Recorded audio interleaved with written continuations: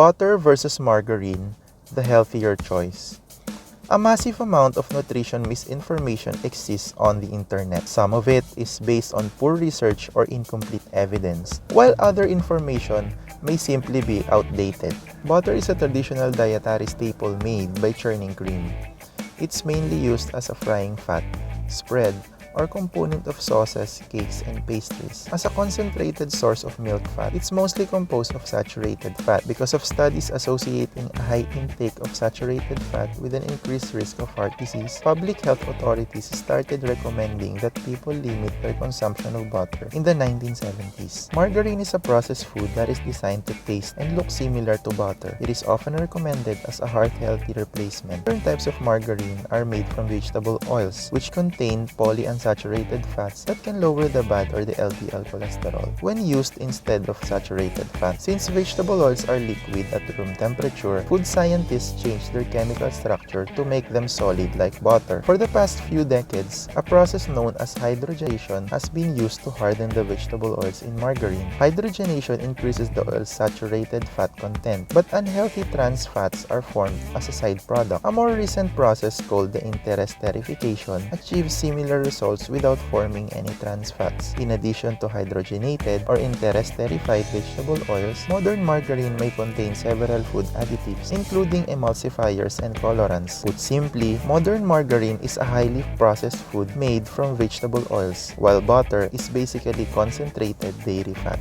Health benefits of butter. Butter may contain several nutrients not found in many other foods. For example, butter from grass-fed cows may provide some vitamin K2, which has been associated with improved bone health. In fact, butter from grass-fed cows appear to be a better source of many nutrients than butter from cows fed grains. Nutritious. The health effects of butter largely depend on the diet of the cows it came from. Cows eat grass in their natural environment, but in many countries, their menu is largely based on grain-based feeds. Butter from grass-fed cows is much more nutritious. It contains more vitamin K2. This little-known vitamin may help prevent many serious diseases, including cancer, osteoporosis, and heart disease. Conjugated linoleic acid, or CLA. Studies suggest that this fatty acid can have anti-cancer properties and help lower your body fat percentage. Butyrate, a short-chain fatty acid found in butter that's also produced by bacteria in the intestine. It can fight inflammation, improve digestive health, and may help prevent weight gain. Omega-3. Grass-fed butter has less omega-6 and more omega-3, which is important because most people are already eating way too much omega-6 fat.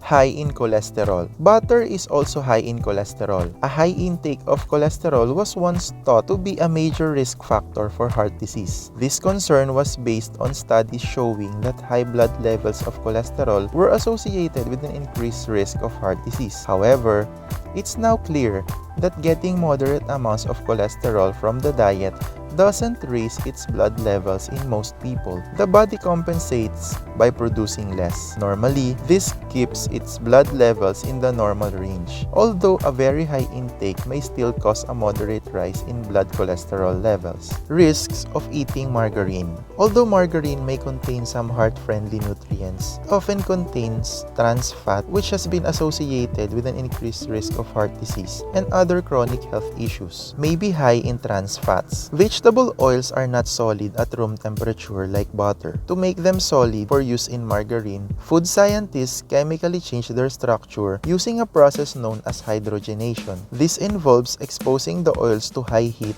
high pressure, hydrogen gas, and a metal catalyst. A high intake of industrial trans fats has been linked to an increased risk of chronic disease. For this reason, health authorities strongly advise people to limit their consumption of it. If it says hydrogenated anywhere on the ingredient list, avoid it. May be high in omega-6 fat. Many types of polyunsaturated fat exist. They are often divided into categories based on their chemical structure. Vegetable oils that are especially high in omega-6 fat include sunflower sunflower, corn, soybean, and cottonseed oils. If you are worried about eating too much omega-6 fat, avoid eating margarine containing these oils. Butter and margarine look similar and are used for the same purpose in the kitchen. However, their nutritional profiles differ. While butter is high in saturated fat, margarine rich in saturated fat and sometimes trans fat. The health effects of saturated fat are highly controversial, and its role in heart disease has been downplayed in recent years. Conversely, scientists agree that trans fat, which are found in some margarines, raise the chronic risk of heart disease. For this reason, trans fat-free margarines are becoming increasingly common. If you prefer margarine over butter, make sure to choose trans fat-free brands and select products made with healthy oils such as olive oil. If butter is your favorite, consider buying products made from grass-fed cow's milk.